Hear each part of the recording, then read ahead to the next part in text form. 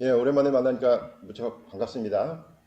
우리가 건강한 교회 연합 모임도 있었고 또 건강한 교회들을 또 응원하기 위해서 흩어져 모이다가 보니까 이렇게 모이는 것도 참 오랜만에 만나게 되고 그래서 서로가 서로에게 더 그리운 존재다라는 생각을 하게 됩니다. 저만 그런가요? 여러분은 서로 안 그래요? 대면대면해요 그냥? 예. 오랜만에 보니까 너무 좋잖아요. 예, 흩어져서 드리다가. 예. 저희는 지난번에 저기 서울 시내에서 예배를 드렸습니다만은 우리가 이렇게 더운 여름이지만 이제 모일 때는 우리 예배에서 하나님이 주신 은혜를 통해서 무척 더운데 시원함, 또 통쾌함, 싱그러움 이런 단어를 좀 떠올리면 좋겠어요. 제가 싱그러움 그러니까 여러분 입에서 침이 고이지 않아요? 싱그러움. 레몬 어때요? 레몬. 예, 침이 좀 고여요? 예, 우리 만나면 좀 그래야죠. 예, 뭔가 좀 싱그러워야지. 그렇죠? 예, 세상의 여러 일들에 지친 우리 한 사람 한 사람들이 주님의 격려와 도우심을 깊이 느끼는 시간이 되었으면 좋겠습니다. 세상의 여러 일들에 지쳤는데 오늘 본문은 우리가 항상 몸담고 살고 있는 이 세상에 대한 이야기를 하고 있습니다. 우리가 사는 이 세상은 도대체 어떤 것인가? 오늘 본문은 바로 그 문제를 다루고 있어요. 여러 다사다난한 일들이 끝없이 일어나는 바로 이곳을 어떻게 보아야 하는가 이야기하고 있습니다. 바울은 지금 본문에서 3장, 지금 4장 넘어갔습니다마는 여러분이 놓치지 말아야 될 단어는 바로 믿음의 아들이며 또 교회를 위해 자신의 관심과 시간과 정열을 바치고 있는 디모데에게, 아들과도 같은 디모데에게, 또 자기의 후배인 디모데에게 편지를 쓰고 있습니다. 자신의 믿음을 어떻게 근근히 지켜나가는 사람 아니에요, 디모데. 주위 사람들을 위해서 더 적극적으로 나서고 시간을 내고 또 자기의 관심과 정열을 쏟아붓는 바로 그 디모데입니다. 적극적으로 주님의 일에 나서는 그 디모데에게 지금 바울은 계속해서 격려와 교훈과 가르침을 주고 있는 거죠. 오늘 우리가 읽은 본문은 바로 디모데에게 보내는 바울의 편지이기 때문입니다.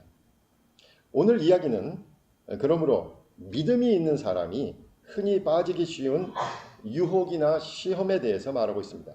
그것은 바로 세상에 대한 이해와 또 태도와 행동을 말하는 것이죠. 세상을 어떻게 볼 것이냐, 어떻게 살 것이냐에 대한 이야기를 하고 있는 거죠.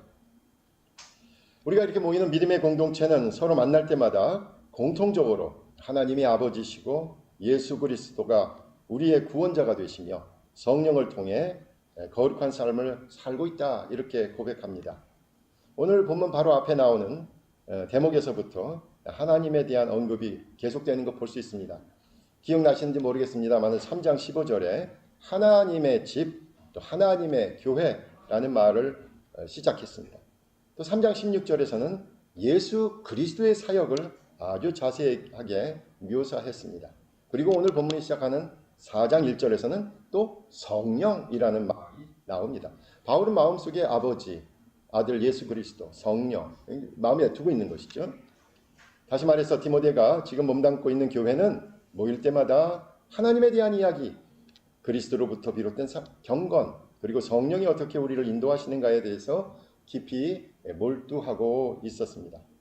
우리가 살펴본 것처럼 경건의 비밀은 바로 예수 그리스도 자신이었죠. 그리고 이 경건은 바로 하나님의 집에서, 하나님의 교회에서, 예수 그리스도 안에서 이루어지는 것이었습니다.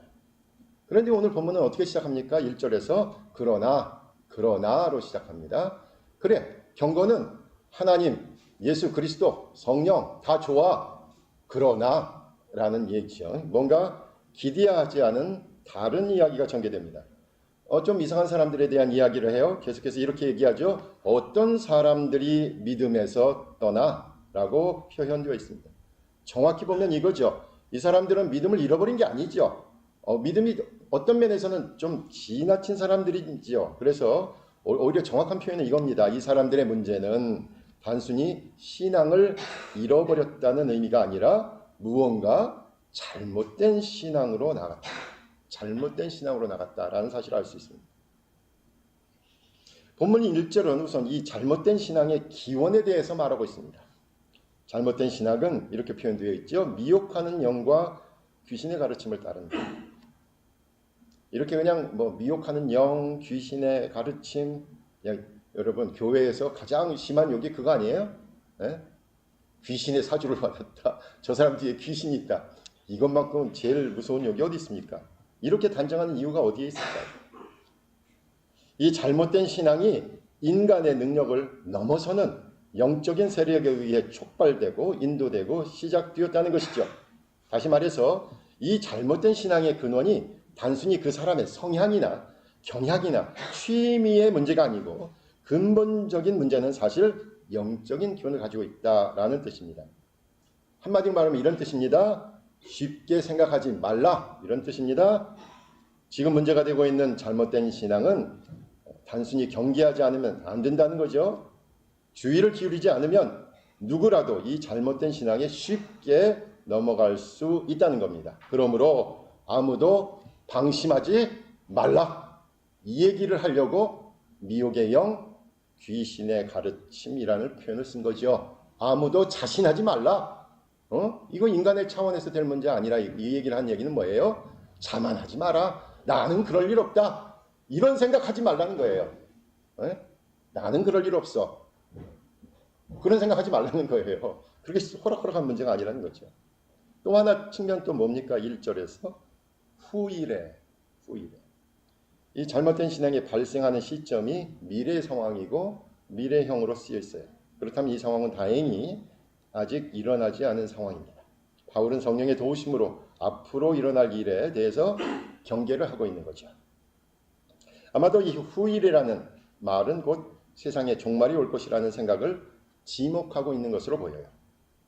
우리가 아는 신약 성경의 묵시적인 기록들, 우리 아까 현석이도 얘기했는데 아포칼립틱한 것, 아포칼립스, 우리 마블 코믹스에서 나오나요? 엑스맨에서 나오는 그 아포칼립틱한 그 묵시적인 기록들, 아마도 구약으로부터 연유되었을 것입니다. 우리가 다니엘서 12장 1절에서 나옵니다. 그때 내 민족을 호위하는 큰 군주 미가엘이 일어날 것이요 또 환란이 있으리니 이는 개국 이래로 그때까지 없던 환란일 것이며 그때 내 백성 중 책에 기록된 모든 자가 구원을 받을 것이라. 다니엘서에 이런 묵시적인 경향이 시작되면서 이후로 말세, 세상 끝, 왕의 등장 등의 이야기는 구약부터 계속되던 한 줄기의 문학이요, 한 줄기의 이야기들이었습니다. 신약에서도 예수 그리스도의 승천 이후로 이 종말에 대한 이야기는 심심치 않게 등장합니다. 마가복음 14장 14절에도 멸망에 가증한 것이 서지 못할 것에 선 것을 보거든 그때 유대에 있는 자들은 산으로 도망할지니라. 이것도 묵시적이죠. 물론 이 본문은 실제로 로마 군대가 예루살렘 성전을 회파하는 상황을 말하는 것이라고 해석될 수도 있지만 어찌되었든 우리가 알고 있는 요한계시록에 이르기까지 신약 성경에서도 문득 말세, 세상 끝, 재림에 대한 이야기를 발견할 수 있습니다. 그런데 바로 그 이야기에 등장하는 잘못된 신앙을 바울은 말하고 있습니다. 세상이 잘못되어 끝을 향해서 가고 있다라고 말하는 사람들이 흔히 가질 수 있는 잘못된 신앙을 말하는 것입니다. 종말에 대한 이야기가 우리의 세속적인 욕망을 내려놓고 언제고 하나님 앞에 설 시간이 있음을 인식하는 것 아주 중요합니다. 우주적인 종말, 그것은 잘 모르겠지만 우리가 어쩔 수 없이 받아들여야 되는 개인적인 종말을 의식하는 것은 너무나 중요합니다.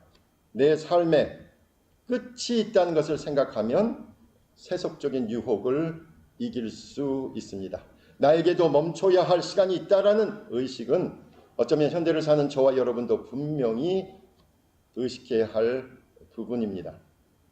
부모님을 볼 때마다 드는 생각이 있죠. 지금 저의 모습은 바로 부모님의 과거의 모습일 것입니다. 그리고 지금 몸이 불편한 우리 부모님은 바로 저의 미래의 모습일 것입니다. 이렇게 주위의 일들을 통해 자신의 미래를 예측하는 것, 단순히 신앙의 문제만이 아니라 지혜에 대한 이야기입니다. 이렇게 시간의 흐름을 의식하는 것을 역사의식이라고 합니다. 그 사람에게 역사의식이 있는지 없는지는 시간의 흐름을 의식하느냐를 말하는 것이죠. 정리하면 앞으로 일어날 일, 즉 말세, 세상 끝, 재림을 말하는 이들 가운데 속이는 자들이 있다라는 사실입니다. 그리고 그들이 바로 미혹하는 영과 귀신의 가르침을 따른다는 것이고 이것은 아무도 방심할 수 없는 문제다라는 것입니다. 두 번째로 그러면 2절에서 이 잘못된 신앙이 어떤 사람들에 의해 전파되고 있는지 알 수 있습니다. 그것은 바로 양심의 뜨거운 다리미와 같은 것에 화상을 입어서 알면서도 거짓말을 하는 사람들에 의해서 전파됩니다. 이 잘못된 신앙은 양심을 거스르면서 스스로 거짓말을 하는 사람들과 함께 등장합니다. 신앙의 이름으로 양심도 없는 행동을 한다는 것이지요. 교회에 다니지 않는 사람도 대개는 더 양심적으로 사는데 이들은 버젓이 그리스도인이라는 이름을 달고 기본적인 양심도 없다는 것입니다. 아주 파렴치하다는 것이지요. 세상에 온갖 구린내 나는 야권과 야합과 공모에 함께 한다는 것입니다. 그리스도인이라는 이름으로 불리면서 세상의 보통 사람도 못한 윤리와 도덕으로 산다는 것입니다. 쉽게 말해서 아주 못된 사람들이라는 것입니다. 더 답답한 것은 이러한 잘못된 신앙을 스스로 알고 있다는 거예요. 스스로 알고 있으면서 자신의 위치를 통해 소박하게 진리대로 살고자 하는 사람들을 박해합니다. 자신의 이권을 위해 진리를 간직하려는 사람들을 못 살게 합니다. 자신의 자존심을 위해 진리의 편에 서려는 사람들을 부당하게 대우합니다. 그래서 순진한 사람들이 직장을 잃고 삶의 터전을 잃고 가족 모두가 아픔을 겪을 수밖에 없게 만듭니다. 그러면서 자신들은 그 잘난 그리스도인이다 라고 말하고 다닙니다. 그렇다면 이 잘못된 신앙을 퍼뜨리는 사람들은 도대체 어떤 이야기를 하고 다녔을까요? 3절을 통해 그 구체적인 내용을 알 수 있습니다. 혼인을 금하고 어떤 음식물은 먹지 마라 라는 계명을 말하고 다녔습니다. 혼인을 금한다는 것, 말세, 세상 끝, 재림에 대한 이야기를 하는 사람 가운데는 아주 흔히 나타나는 경향이죠. 주님이 곧 오시는데 결혼을 하거나 가정 문제에 신경 쓸 겨를이 없다는 것이죠. 더 나아가 신앙 문제에 집중하기도 바쁜데 언제 결혼해서 가정 문제를 더 복잡하게 만들냐는 것입니다. 나 혼자 살기도 바쁜데 결혼해가지고 그 사람 딸린 가족들 아유 정신없어. 그냥 신앙 문제에 집중해. 이런 얘기 아니겠어요? 그래서 실제로 많은 종말론자들이 결혼 제도를 반대했습니다. 그렇게 가정 문제에 크게 관여하지 않으려고 했습니다. 또 이 잘못된 신앙은 어떤 음식들을 금지했습니다. 터부를 만든 것이죠. 피타고라스 학부가 완두콩을 먹지 않았고 구약에서도 음식에 대한 규율이 강한 것을 분명히 볼 수 있습니다. 우리가 아는 특정한 종교에서는 돼지고기를 먹지 않거나 소고기를 먹지 않는 그런 경우들도 있습니다. 그런데 오늘 본문은 바로 그런 점에서 결혼제도와 음식에 대해서 부정적으로 말하는 이들에 대해서 잘못된 신앙이다라고 말하고 있습니다. 어떤 특별한 이유로 결혼을 안 할 수도 있고 건강 문제로 어떤 음식을 조심해야 되는 경우가 분명히 있습니다. 그래서 오늘 본문은 조금 세심하게 살필 필요가 있습니다. 결혼과 음식에 대한 터부는 구체적으로 초기 기독교 공동체에서 가장 큰 이단이었던 영지주의자들의 견해일 것입니다. 영적인 것만이 진리라고 믿었기 때문이죠. 이들은 세계는 변하는 물질로 이루어졌고 진리는 변할 수 없으니까 이 세상은 진리가 아니라 이거죠. 이 세상은 악의 편에 있다, 악한 곳이다 라는 결론을 내렸습니다. 바울의 표현에 의하면 이것이 미혹하는 영과 마귀의 가르침을 따르는 잘못된 믿음이죠. 이들은 세상에서 사람들에 의해 이루어지는 결혼, 음식에 대해 터부를 만들었습니다. 이것이 잘못된 것입니다. 3절에서 그 잘못된 이유를 알 수 있습니다. 음식물은 하나님이 지으신 바니 믿는 자들과 진리를 아는 자들이 감사함으로 받으면 버릴 것이 없나니 라는 말씀입니다. 다시 말해 우리가 몸담고 있는 바로 이 세상은 하나님께서 지으신 곳이라는 사실입니다. 그들이 말하듯이 세상 일은 그저 허상이 아닙니다. 세상의 일은 실제입니다. 하나님이 지으신 모든 것이 선하기 때문입니다. 더 중요한 것은 바로 이 세상을 구원하시기 위해서 예수님께서도 이 세상 한가운데 우리와 같은 물질, 몸을 입고 이 땅에 오셨다는 사실입니다. 그래서 바울은 오늘 본문 바로 앞 3장 16절에서도 육신으로 나타난 바 되셨다. 예수 그리스도는 몸을 입으셨다. 너희들이 그렇게 싫어하는 육체와 몸을 입고 이 땅에 오셨다라고 다시 한번 강조했던 것이죠. 결혼해서 가정을 이루는 것이 전혀 신앙적이지 않게 보일 수 있습니다.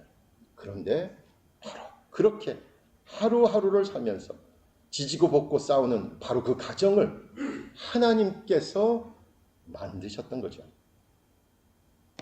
지금의 생활비로는 아이들 교육비도 벅찬데 우리의 노후 준비는 어떻게 할까라고 고민하는 바로 그 이야기가 하나님의 관심입니다. 우리도 점점 늙고 약해지는데 과연 언제까지 부모님들을 모실 수 있을까라고 고민하는 바로 그 생각에 하나님께서 함께 하십니다. 친구들은 하나둘씩 자기 직장을 찾아가는데 나는 오늘도 입시 원서를 다시 준비하며 답답해하는 바로 그 마음에 하나님께서 더 간절하게 함께 하십니다. 친구들은 학교에서 이렇게 저렇게 공부도 잘하고 대학 준비도 잘하는데 내 성적은 오르지도 않고 과연 앞으로 무엇을 잘할 수 있을지 몰라서 미치겠는데 바로 그 걱정에 하나님께서 더 사무치게 함께 하십니다. 우리가 세상에서 어떻게 먹고 살까? 바로 그 먹고 사는 것에 대해 고민하는 것을 하나님께서 하신다는 거죠. 그것을 당당히 신앙의 문제로 간주하신다는 겁니다. 우리가 모일 때마다 먹고 사는 문제를 얘기할 수밖에 없는 바로 그 상황이 우리 하나님의 관심사입니다. 이렇게 서로 만날 때는 다 잘 살고 있는 것 같고 다 건강한 것 같고 아무 걱정도 없는 것 같지만 모두가 하나같이 가정과 먹고 사는 문제로 속을 썩히고 있다는 것은 조금만 대화를 해보면 알 수 있습니다. 그 가정과 먹고 사는 문제가 바로 하나님의 관심사입니다. 그러므로 아무짝에도 쓸모없는 것에 속을 썩히는 것이 아니라 가정과 먹고 사는 문제로 인해 나타나는 여러 관계, 고민, 사연을 하나님께서 관심을 갖고 계시지요. 가정과 먹고 사는 문제, 즉 세상에서 일어나는 일이 우리의 관심사이고 하나님의 관심사이며 마땅히 교회의 관심사가 되어야 되고 우리가 마땅히 지녀야 할 관심이라는 사실입니다. 그래서 하나님께서는 우리 청년들의 취업에 깊이 관심을 갖고 계셔요. 하나님께서는 우리 청년들이 열심히 공부하고 준비한 것을 사용하기를 원하셔요. 하나님께서는 우리 청년들이 좋은 사람을 만나기를 원하셔요. 하나님께서는 우리 청년들이 좋은 여건의 상황에서 살기를 원하시겠죠. 교회는 세상의 한가운데에 존재합니다. 그래서 교회는 세상의 일에 이미 관여하고 있습니다. 하나님께서 세상의 일에 관여하고 있음을 분명히 알아야 합니다. 이 세상은 하나님께서 만드셨기 때문입니다. 4절은 말씀합니다. 하나님께서 지으신 모든 것이 선함에 감사함으로 받으면 버릴 것이 없나니 라고 말씀합니다. 물론 자연세계만이 하나님이 시작한 부분이라고 말하는 분들이 있을지 모릅니다. 그래서 하나님의 창조세계, 창조질서, 이 창조신앙을 갖자 그러면 대개 자연의 아름다움, 그 아름다움을 지키자라고 쉽게 결론을 내릴지 모릅니다. 그런데 오늘 본문은 예로 든 것이 그것이 아니잖아요. 결혼을 말하잖아요. 결혼 인간의 제도 아닙니까? 또 음식을 말하잖아요. 음식 인간의 문화 아닙니까? 그런 의미에서 본문은 자연세계만이 아니라 인간의 제도와 인간의 문화 전반이 하나님의 영역이다. 이렇게 말하고 있는 것입니다. 그러므로 하나님께서 만드신 자연의 세계와 함께 사회적인 것, 경제적인 것, 정치적인 것에 깊이 관심을 갖고 기도해야 합니다. 그래서 본문은 이러한 제도와 문화에 대한 언급이나 참여나 고민을 금지하는 것을 잘못된 신앙이다. 이렇게 단정하고 있습니다. 최근에 배운 사실 있지 않습니까, 여러분? 출근하지 않는 대통령도 있었고 퇴근하지 않는 대통령도 있다는 사실 말입니다. 그렇다면 마지막으로 셋째, 이 잘못된 신앙에 대한 대안은 도대체 무엇입니까? 5절에서 찾을 수 있는데 바로 하나님의 말씀과 기도입니다. 바울이 계속 디모데에게 말하고 있는 경건의 힘과 능력과 내용이 시작되는 것은 분명히 교회고 신앙 공동체입니다. 그런데 이 경건은 교회가 속한 세상 가운데서 드러나야 합니다. 저와 여러분이 이렇게 신앙 공동체가 모여서 예배드리고 함께 말씀 읽고 기도하는 것 너무나 중요합니다. 그런데 사실 이 경건의 현장은 우리가 몸담고 있는 세상에서 되어져야죠. 경건의 공간은 우리 신앙인들끼리 모여가지고 우리끼리 다 행복한 것 같고 다 믿음 좋은 것 같고 다 영적인 그런 것 같은 그런 분들끼리 모여가지고 여기서 지지고 볶고 여기서 기도하고 여기서 해소되는 것으로 끝나는 것이 아니죠. 경건은 세상에서 드러내는 것입니다. 세상에서 말씀과 기도로 사는 것이 진정으로 경건한 모습입니다. 특히 가정생활에서 먹고 사는 문제에서 그 고민 가운데서 결국은 말씀 가운데 결국은 기도로 사는 것이 진정으로 경건한 모습입니다. 그리고 그 말씀과 기도는 바로 하나님을 너무나 사랑해서 그 사랑을 이웃을 위한 사랑으로 이웃에 대한 사랑으로 드러내는 것이죠. 우리가 잘 아는 것처럼 C.S. 루이스의 나니아 연대기 여러분 기억하세요? 이 나니아 새로운 세계 그 믿음의 세계 그 상상의 세계를 어디로 통합니까? 어디서 들어갈 수 있습니까? 옷장에서. 여러분 맨날 나올 때 여는 그 옷장에서 바로 그 세계로 나갈 수 있잖아요. 여러분의 일상의 한 중앙에서 일상의 한 가운데서 영원의 세계와 맞닿으잖아요. 우리가 바라는 세상은 바로 일상의 한 가운데서 시작되죠. 여러분 해리포터에서도 그 호그와트 마법 학교를 가려면 어떻게 갑니까? 바로 영국 사람들이 맨날 타는 그 지하철 벽을 통해서 가잖아요. 일상적으로 타는 지하철에서 여러분이 꿈꾸는 그곳에 닿고 있잖아요. 그런 의미에서 신천지, 통일교와 함께하는 이들에게 화가 있을 것입니다. 그들이 불의한 정권과 야합하려고 했기 때문입니다. 그 반사회적인 성격으로 인해 그들이 이단임을 증명했기 때문입니다. 여러분 복잡한 신학 교리 들이대지 않아도 됩니다. 그 반사회적인 성격이 그 사람들의 잘못을 분명히 드러내고 있습니다. 귀신은 다른 것이 아닙니다. 반사회적인 것입니다. 귀신은 일상을 부정하는 사람들입니다. 일상을 깨뜨리는 사람들이 귀신의 사주를 받은 사람들입니다. 이번 주에 청년들과 함께 읽은 사도행전 12장은 베드로가 옥에 갇히자 교회에 모여서 기도하기 시작한 이야기를 전하고 있습니다. 마침내 베드로가 옥에서 기적처럼 풀려났습니다. 교회가 기도하자 옥에 갇힌 베드로가 풀려났어요. 교회는 그런 곳입니다. 세상에서 갇힌 자, 억울한 자, 억눌린 자를 위해 기도하는 곳입니다. 그리고 그들 가운데 하나님의 손길을 발견했을 때 감사를 드리는 곳입니다. 질병에 시달리는 환자가 의사를 만났습니다. 의사 선생님이 약을 지어주면서 이렇게 말씀합니다. 6개월 있다가 다시 봐요. 맨날 하시는 말씀들이죠. 여러분 의사 선생님. 근데 그 말을 듣는 순간 아 그래 이대로만 하면 이대로만 견디면 이대로만 이기면 6개월은 더 살 수 있다는 말이구나. 소망이 생겼어요. 우리의 세상의 삶은 바로 이 작은 순간들로 채워져 있습니다. 주차장에 갔는데 마침 주차할 공간이 난다든지 엘리베이터를 타려고 하는데 딱 앞에서 문이 열리는 거예요. 그렇지 않아도 작은 목소리로 인사를 했는데 상대방이 반갑게 맞아줄 때 그렇게 기쁨이 있잖아요. 작년에 심은 꽃씨가 이번에 났습니다. 루드베키아가 이번에 났어요. 1년 안 기다려도 여러분 왔다 갔다 하면서 보도블록에서 난 그 흔하디 흔한 개망초 한번 보세요.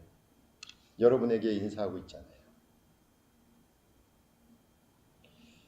그런 소소한 행복이 없더라도 우리에게 신앙 공동체에서 서로에게 문안으로 구하고 서로 살아있음을 확인하고 다시 한번 힘을 내서 우리 삶의 자리로 들어가서 세상 한가운데서 주님의 말씀과 또 기도로 이겨내자고 얘기하는 이 신앙 공동체가 얼마나 귀합니까?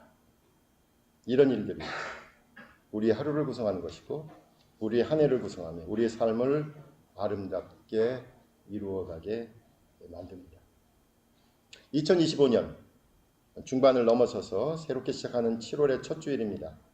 장마가 온다고 했다가 오지 않아서 더운 여름이 되었습니다. 세상은 아무리 더워도 하나님께서 만드신 아름다운 곳입니다.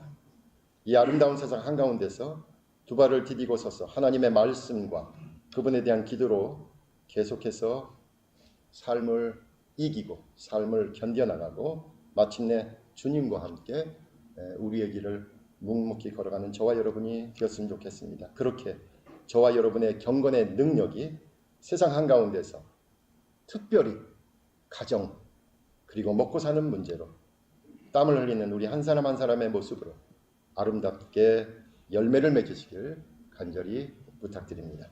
기도하겠습니다. 아버지 하나님 감사합니다.